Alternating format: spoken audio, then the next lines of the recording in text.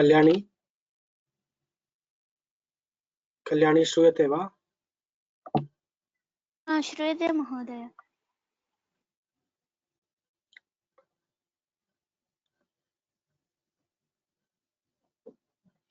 यस्य ज्ञानदया सिन्धो रगाधस्य नघा गुणाः सेव्यतामक्षयो धीराः सश्रियै चामृताय च। इदानीं कः वक्तुम् इच्छति? Yesterday we had a recitation of Patala Bhogi Varga, Natya Varga and Dig Varga. So apart from these three Vargas, any Varga we can choose. We will finish all the Vargas once and then go back to the same this one. Shamala Ramachandran, which Varga you want to take up? Swarga Varga. Swarga Varga, okay. Shall I start? Okay. Swaravyayam Swarganaka Tridivastidashalayah Suraloko Dyodiva Udve Striyam Klibe Trivishtapam Amaranirjara Deva Sidashat Vibudasura Suparvana Sumanasa Tridiveshadivaukasah Sumanasas Tridiveshadivaukasah Sumanasas Tridiveshadivaukasah Aditeya Divishado Leka Aditinandanaha Lekha Mahaprana Lekha Aditinandanaha Adityara Bhavaswapna Amartya Adityarubhavo Swapna Amartya Amritandasaha Mahaprana Amritandasaha Bahirmukha Kratubujo Girvana Danavarayah Vrindaraka Barhirmukha Kratubujo Barhirmukha Kratubujo Girvana. See, when Mukha Visarga is there after Ka, you have to pronounce half Visarga. Barhirmukha Kratubujo. Barhirmukha Kratubujo Girvana. You should not stop. Mukha Kratubujo. Mukha Kratubujo. Barhirmukha Kratubujo Girvana. Girvana Danavarayah Vrindaraka. One thing, Shamala Bhagini and all the elders, I want to, with folded hands, tell you that you are all doing good efforts. But it does, if you come to this class and if you don't tell even the basic minimum standards of pronunciation, what is the use of coming to this class? You have been always telling shloka like that. And if you continue telling like that, then there is no use. Coming to this class should result in some transformation in the way we are telling. The pronunciation should be pakka. And I am talking after so many classes. First class, I am not telling you, I am not expecting that. So we have to be very, very pakka in our pronunciation and be very careful. During these revision classes and mock-up classes, please take that as a oath. I will not make one single Mahaprana mistake. I will not make one single mistake. Like that, you have to take the oath and tell. Please tell. Barhirmukha Kratubhujo. Barhirmukha Kratubhujo Girvana Danavarayah Vrindaraka Daivatani Kumsiva Devata Sriyam Aditya Vishwa Savastu Aditya Vishwa Vasavastushita Bhaswaranilaha Aditya Vishwa Vasavastushita Bhaswaranilaha Maharajika Sadhyascha Rudrascha Ganadevataha Vidyadharapsaro Yaksha Raksho Gandharva Kinnaraha Gandharva Mahaprana Gala Mahaprana is Gandharva Kinnaraha Pishacho Guhyaka Siddho Bhuto Mi Devayonayah Asura Daitya Daiteya तनुजेन्द्रारिधानवाः शुक्रशिष्या दितिसुताः पूर्वदेवा सुरद्विषः Now Shukra सर्वज्ञ Shishya Diti Suta, that line you have to tell together, means how will you tell? Diti Suta Purva Deva. So half visarga in front of pa or ka. Shukra Shishya Diti Suta Purva Deva Suradvisha. शुक्रशिष्या दितिसुताः पूर्वदेवा सुरद्विषः सर्वज्ञः सुगदो बुद्धो धर्मराजस्तथागतः समन्त Tathagataha Mahaprana. तथागतः सर्वज्ञस्सु गतो बुद्धो धर्म सर्वज्ञः सुगदो बुद्धो धर्मराजस्तथागतः समन्तभद्रो भगवान् मारजिल्लोकजिज्जिनः षडभिज्ञो दशबलो द्वयवादी विनायकः मुनीन्द्र. So how do you say? We should not Shadabhigno dashabalo dvayavadi. षडभिज्ञो दशबलो द्वयवादी विनायकः मुनीन्द्र श्रीघन शास्ता मुनि शाक्य मुनिस्तुयः स शाक्य सिंह सर्वार्थ सिद्ध. It is not Hindi. Simha et al. Sashakya Simha Sashakya Simha Sarvarthasta. शशाक्य Singh सर्वार्थ सिद्ध शौद्रोदन Sarvartha Mahaprana. Sarvartha Siddha. सर्वार्थ सिद्ध सौदोदनिश्च सह शौद्धोदनिश्च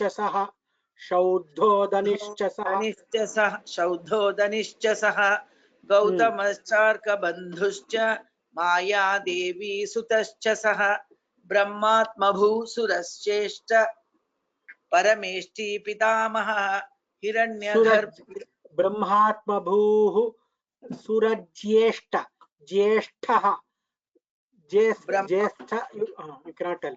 ब्रह्मात्मभूः सुरज्येष्ठ ब्रह्मात्मभूसुरज्येष्ठ परमेष्टि पितामहः हिरण्यगर्भो. Visarga pa, again the same mistake. Brahmatmabhu surajyeshtha parameshti. You have to join. Half visarga should be pronounced.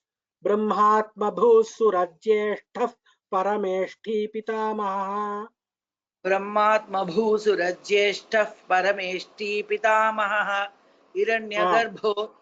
हिरण्यगर्भो लोकेश स्वयंभूश्चतुराननः Lokesh, when sakara is there, half sakara you should tell. Hiranyagarbho Lokesha Swayambhu Lokesha Swayambhu Lokesha Swayambhuschaturananaha. हिरण्यगर्भो लोकेश स्वयंभूश्चतुराननः धाताब्जयो निर्द्रुहिणः विरिञ्चि कमलासनः. If you are telling single line by line, you are not telling pada by pada. Dhatabjayo nirdruhino, druhinaha not druhino virinchi kamalasanaha. This is pada recitation. Pada full pankti you are telling. Full pankti means no break in the middle. Okay. You have to follow the same uniformity when you are telling. One line you can't tell pada, one line you can't tell pankti. Okay. दाथाब्जयो निर्द्रुहिणो विरिञ्चि कमलासनः स्रष्टा प्रजापतिर्वेधा विधाता विश्वसृक्विधिः नाभिजन्माण्डज पूर्वो निधनः कमलोद्भवः. Nidhana Mahaprana. Nidhanah Kama. Nidhanah after Visarga Ka is there. Nidhanah Kamalodbhavaha. Nidhanah Kama. That Nah half Visarga should be heard. निधन कमलोद्भवः सदानन्दो रजोमूर्ति सत्यकोऽहं सवाहनः विष्णुर्नारायण. I think till here you have I have drilled you so much. Sorry for that, but this is only for to make you learn perfectly. Don't feel this one, and tomorrow don't stop coming to the class. It is a loss for you only if you don't come. But the pronunciation should be very good. After having come to Vyoma class, if your pronunciation is not good, then Vyoma teachers will be blamed. So your pronunciation should be spot on. First of all, we have to memorize. If you are unable to memorize, we have to read properly and pronounce properly. I am going to take everybody to task if you are not pronunciating properly. Should I continue? No, next time you can continue from 40. Till 40 you have told. Next time you can continue from Vishnu Narayana Krishna. I will go for the other person. Okay. Thank you. Dhanyavadaha. Thank you, Shamala Bhagini. Dhanyavadaha. Namaskara.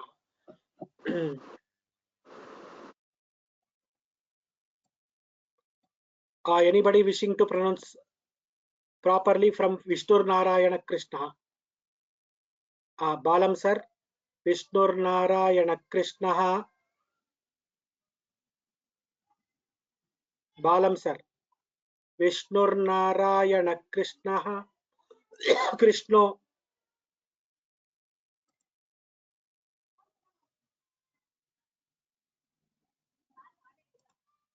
Balam sir, you are not unmuting yourself. One moment. Now it is unmuted. Now it is unmuted, sir. Are you able to hear?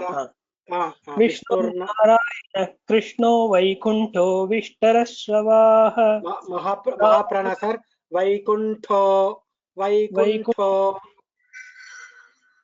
Vishnu Narayana Krishno Vaikunto Vishtarashravaha.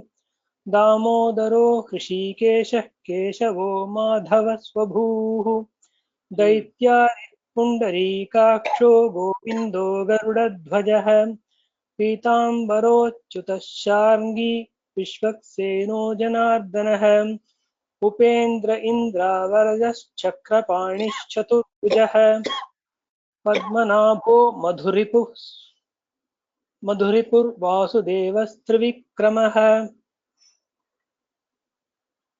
Continue. Devaki नन्दन शौरि श्रीपतिः पुरुषोत्तमः वनमाली बलिध्वंसी कंसारातिरथोक्षजः विश्वम्भरः कैटभजिद् विदुः श्रीवत्सलाञ्छनः पुराणपुरुषो यज्ञपुरुषो नरकान्तकः जलशायी विश्वरूपो मुकुन्दो मुरमर्दनः. अधिकपाठः. गदाग्रजो मुञ्जिकेशो दाशार्हो दशरूपभृत् वसुदेवोऽस्य जनकः स एवानकदुन्दुभिः बलभद्रः प्रलम्बघ्नो बलदेवो. Mahaprana did not come very well. Balabhadra Pralam. I will try again, sir. Balabhadra Pralambagno. Once more. Balabhadra. Mahaprana is not at all coming. Balabhadra. Balabhadra Pralambagno Baladevoच्युताग्रजः रेवती रमणो रामः कामपालो हलायुधः नीलाम्बरो रौहिणेयस्तालाङ्को मुसलीहली संकर्षणः सीरपाणिः कालिन्दी भेदनो बलः मदनो मन्मथो मारः प्रद्युम्नो मीनकेतनः कन्दर्पो दर्पको नङ्गः कामः पञ्चशरस्मरः शम्बरारिद् मनसिजः कुसुमेषु रनन्यजः पुष्पधन्वा रतिपतिर्मकरध्वज आत्मभूः शृङ्गारयोनिः श्रीपुत्र शूर्पकारारित्यपि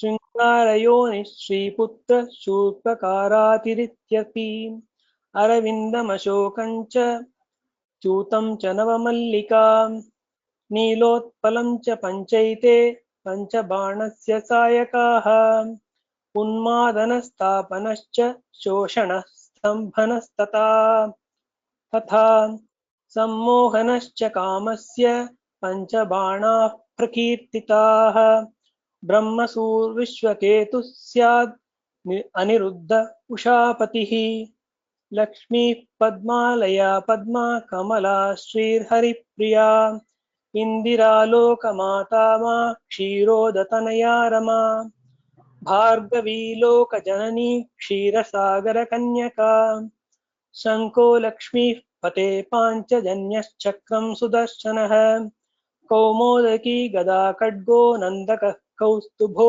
मणिः चापश्चार्ङ्गं मुरारेस्तु श्रीवत्सो लाञ्छनं स्मृतम् अश्वाश्च शैब्यशुग्रीव मेघपुष्पबलाहकाः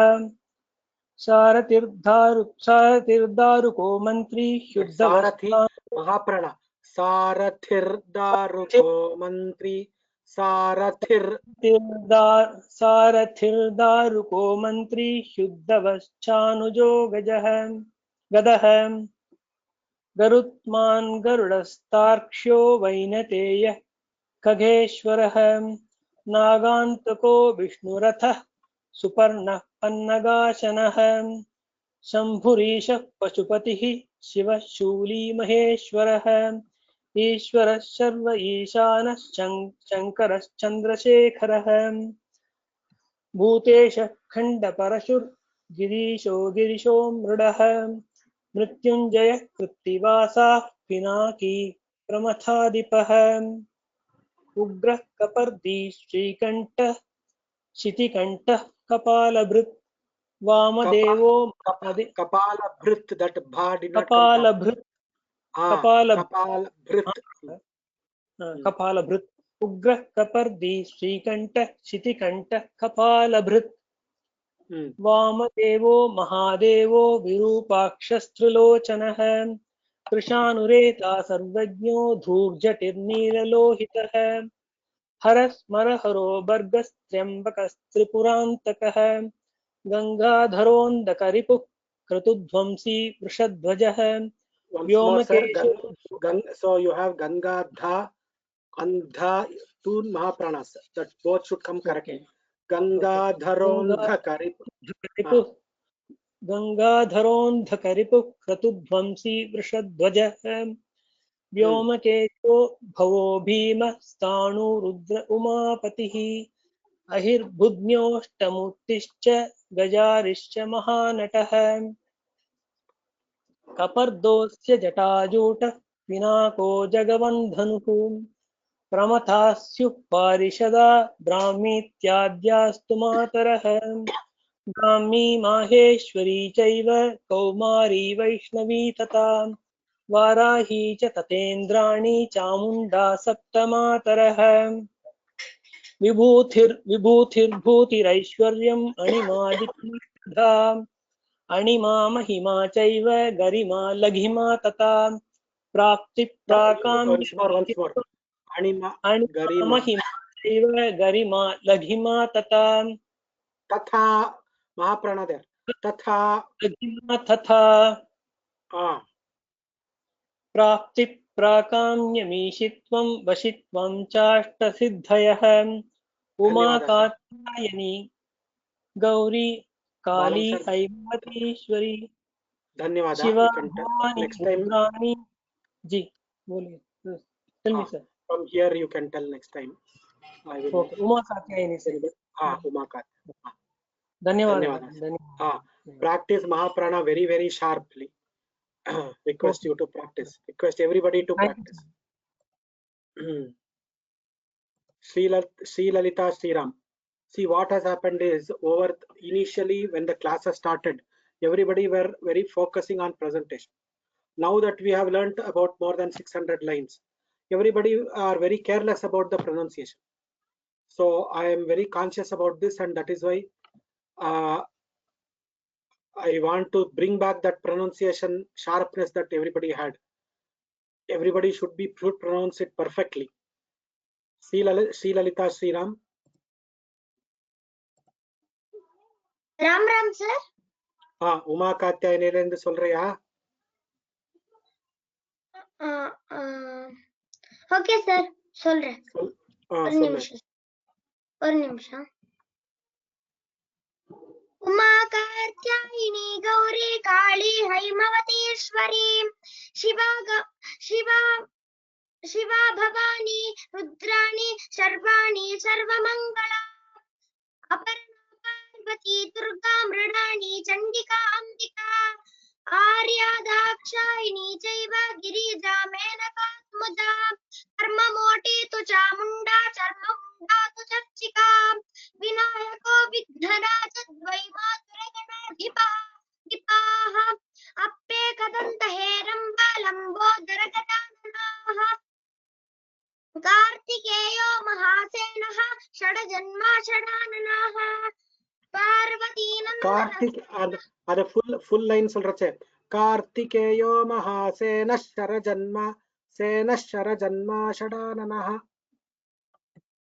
कार्तिकेयो महासेनः शरजन्माषडाननः पार्वतीनन्दनः सेनानीरग्निभूर्भुवः बाहुलेयस्तारकचित् विशाखशिखिवाहनः षाण्मातुरः शक्तिधरः कुमारः क्रौञ्चधारणः शृङ्गी भृङ्गीरिटिस्तुण्डि नन्दिको नन्दिकेश्वरः इन्द्रो मरुत्वान् मघवा बिडौजाः पाकशासनः रुद्रश्रवाः सुनासीरः पुरुहूतः पुरन्दरः वृद्धश्रवाः सुनासीरः पुरुहूतः पुरन्दरः वृद्धश्रवाः सुनासीरः पुरुहूतः पुरन्दरः जिष्णुर्लेखश्रभः शक्रः शतमन्युर्दिवस्पृतः जिष्णुर्लेखर्षभ पुनः वदतु जिष्णुर्लेखर्षभ खा ஒரு மகாபிராணா ஷாவே ஒரு மகாபிராணா பா சோ மூணு இது இருக்கு கரெக்ட்டா சொல்லு जिष्णुर्लेखर्षभ खर्षभ शक्रः सही सर जिष्णुर्लेखर्षभः शक्रः शतमन्युर्दिवस्पृतिः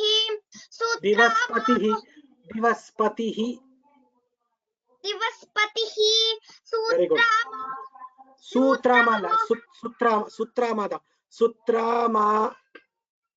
सुत्रामा गोत्रभिद्वज्रीवासवो वृत्रः वृषा वास्तोष्पतिः सुरपतिर्बलारातिसचीपतिः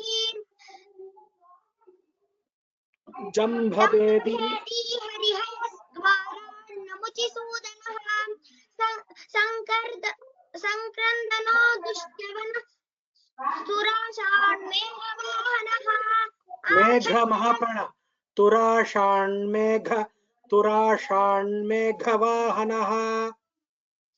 तुराषाण्मेघवाहनः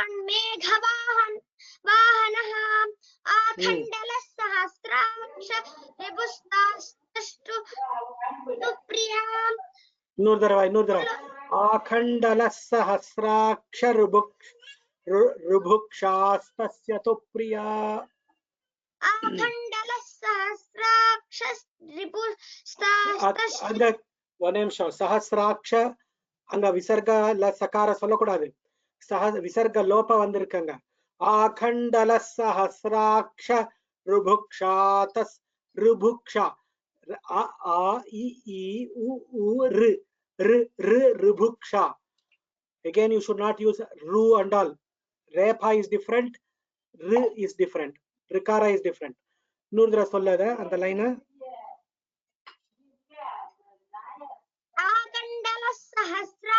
रिबुस्तास्तस्य तु प्रिया रिबुक्षा ला री கிடையாது ரு ரு ரு ருபுக்ஷா ருபுக்ஷாஸ்தஸ் ऋभुक्षास्तस्य तु प्रिया very good correct आखण्डल सहस्राक्ष रिबुस्तास्तस्य रिबुक्तास्तस्य तु प्रिया पुलोमजाशतीन्द्राणी नगरी त्वमरावती हयहुत्तैश्रवा सूतो मातलिर्नन्दनं वनम् स्यात् प्रासादो वै जयन्तो जयन्तः पाकशासनः पाकशासनिः पाकशासनिः सरि सर पाकशासनिः ऐरावतो भ्रमादङ्ग रावणाभ्रमवल्लभाः एकनिमिषम् ऐरावतो भ्रमातङ्गैरावणा भ्रमुवल्लभाः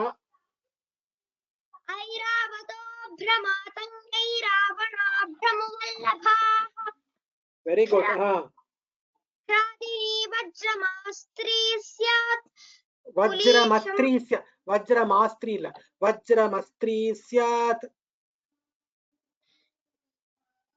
ह्रादिनी वज्रमस्त्री स्यात्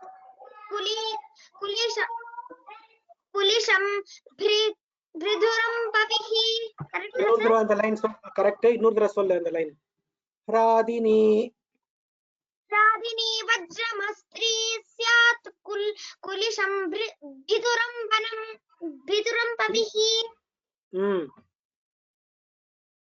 शतकोटिः शतकोटिस्वरु शंभो दम्भोलिरस निर्द्वयोः அது கரெக்ட்டா வந்திருக்கா sir? Correct. Next sir next line practice பண்ணி சொல்றேன் சார். व्योमयानम लेंदु प्रैक्टिस பண்ணி சொல்லு. ओके धन्यवादाः. धन्यवाद सर. राम राम. राम राम.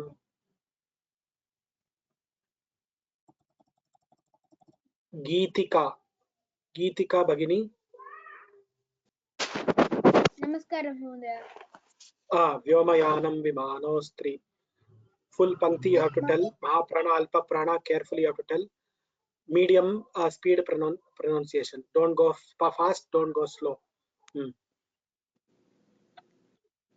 Start. व्योमयानं विमानोऽस्त्री नारदाद्यासुरर्षयः स्यात् सुधर्मादेव शभा पीयूषममृतं सुधा Mandakini यद्गङ्गा स्वर्णदी सुरदीर्घिका मेरुस्सुमेरुर्हेमाद्रि रत्नशानुस्सुरालयः पंचैते. When you are telling ekanimisham मेरुस्सुमेरुर्हेमाद्रि रत्नशानु, so continuously you have to tell, no break there. If you break you have to tell it as hemadrihi. So don't give a pause there. We are doing pankti full line recitation, so no pause in between.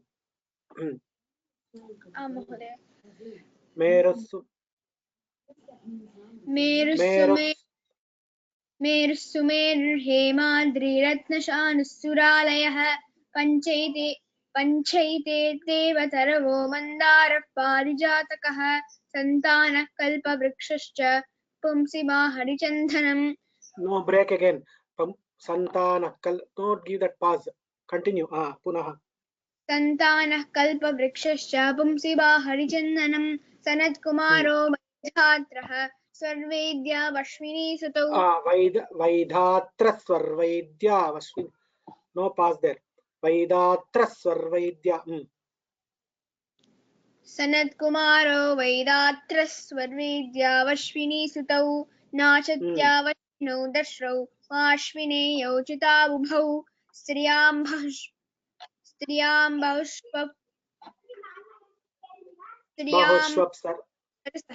स्वर्वेश्या उर्वशीमुखाः. Again just join. स्त्रियां बहुष्वप्सरसः सर्वेश्या उर्वशीमुखाः. स्त्रियां बहुष्वप्सरसः अप्सरसः सर्वेश्या अप्सरसः सर्वेश्या. Can you tell like that?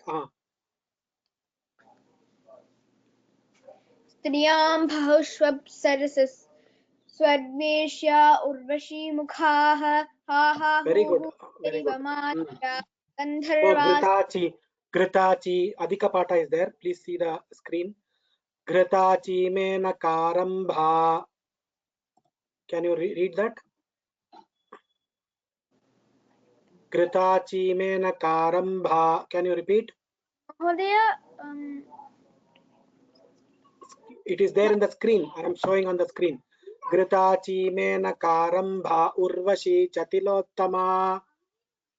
Mahodaya, I don't know Devanagari. You don't know Devanagari, so repeat after I tell. Gritachi Menakarambha urvashi chatilottama घृताचीनकारम्भा Urvashi chatilottama चतिलोत्तमा sukeshi manjughoshadhyah सुखेशी मञ्जुघोषाध्याः kathyante saraso budhaiः खत्यन्ते सरसो बुधैः.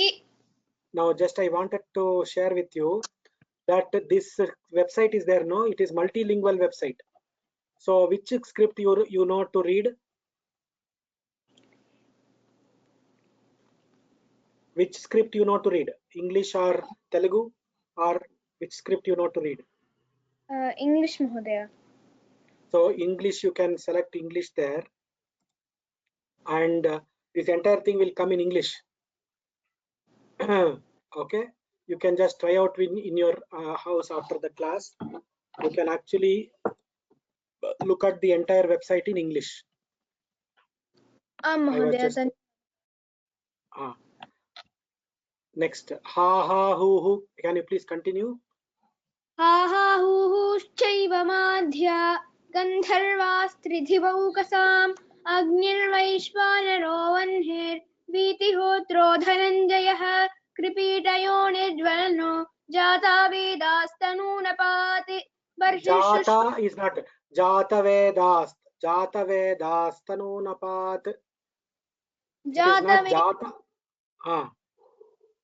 जात वेदास्तनूनपात् बर्हिषुष्मा कृष्णवर्त्मा शोषिष्केशौषर्बुधः आश्रयाशो बृहद्भानुः कृशानुः पावको नलः Ashrayasho Brihadbhanur, half visarga. Brihadbhanur Krishanuh Pav Brihadbhanuh Krisha, half visarga, not repa. Ashrayasho Brihadbhanuh Krishanuh Pavako Nalaha. Whenever there is visarga and ka, visarga and pa, we have to tell half visarga. So Krishanuh. Now Krishanuhu Pavakonalaha is there in the text.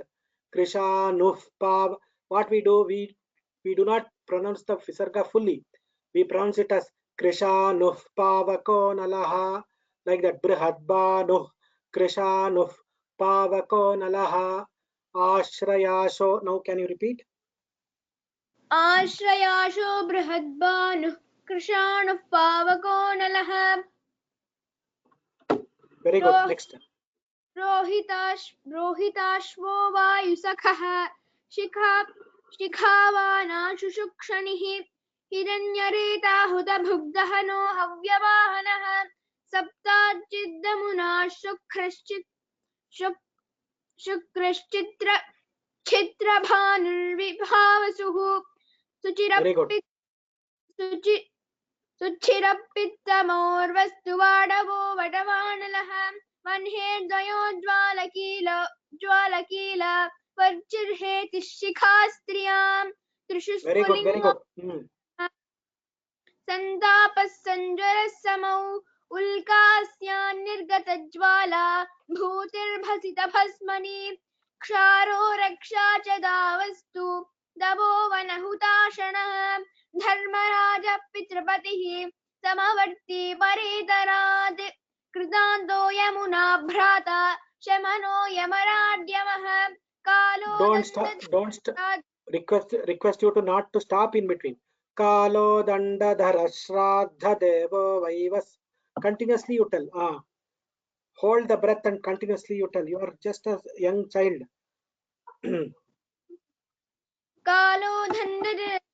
कालो दन्धर श्राद्धदेवो वैवस्वतोऽन्तकः राक्षसः कोणपः क्रव्यादोषप आशरः रात्रिञ्चरो रात्रिचरः कर्बुरो निकषात्मजः यातु रात्रिञ्चरो रात्रिचरः कर्बु half visarga. Once more. रात्रिञ्चरो रात्रिचरः कर्बुरो निकषात्मजः यातु धान जनो नैऋतो पुण्यजन नैऋतो यातु रक्षसी. Mahodaya, I have a question. Is it Yatudhana Jano or Janaha? Punya Jano. When you are telling full line, you have to tell it as Punya Jano. When you are breaking in between, you have to tell it as Punya Janaha. When you are pausing and breaking in between. Now you are not breaking in between. You are telling full line. So full line when we are telling, we just have to Punya Jano Nairto Yatu Rakshasi. Mahodaya. Yatudhana Punyajano Nairuto Yatu Rakshasi. Pracheta Varuna Pashi Yadasam Yadasam Patirapatihi. Yadasam Patirapatihi Twashanasparshano Vayurmada Sadagatihi. Dhanyavadaha. Eka nimisham. From here I will ask somebody else. Dhanyavadaha. You have recited very well. Dhanyavadaha. Prasanna Venkatesh.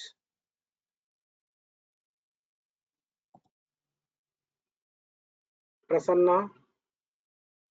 Rupasudha. Rupasudha. Pronunciation correct. Andrela. Swashana Sparshano Vayuhu. Swashana Sparshano Vayur Matarishva Sadagatihi Prishadashvo Gandhavaho Gandhavaha Nila Shugaha Samira Maruta Marut Jagat Prana Samiranaha Nabhasvadvata Pavana Pavamana Prabhanjanaha Prakampano Makavato Jhanjavata Shavrishtikah Pranopana Samanastodana Vyanau Chavayavah Hridih Prano Budefpana Samano Nabhimandale Udana Kantha Deshe Syat Yana Sarva Shariragah Nagascha Kurma Kukaro Krikaro Nagascha Kurma Krikaro Devadatto Dhananjayah Vagvare Naga Akhyatah Kurma Unmilane Smrtah Kukaracha Shutam Nyeyam Devadattadi Dhananja Devadattadi Jumbanam Najahati Mritam Va Devadattadi Jumbanam Vijrumbanam. Vijrumbanam, right answer? Correct. Vijrumbanam. Krikaracha Krutam Nyeyam Devadatta Vijrumbanam Najahati Mritam Vapi Sarvavyapi Dhananjayah Sharirasthayi Meram Dhastarasi Turayasyatah Javotha Shigram Taritam Laghuchipramaram Drutam Satvaram Chapalam Turnam Avilambitam Ashucha Satata Narata Shranta Santata Virata Nisham Nitya Navarata Jasram Apyatha Tishayo Bharaka Ativela Brishatyatati Matrodghada Nirbharam Tibraikanta Nitantani Gadha Bhada Dridhani Cha Klibe Shigradya Satye Syat Trishvesham Satvagami Yate Kubherastriyambaka Sakho Yaksharar Gukhyakeshwarah Manushya Dharma Dhanado Raja Rajo Dhanadipah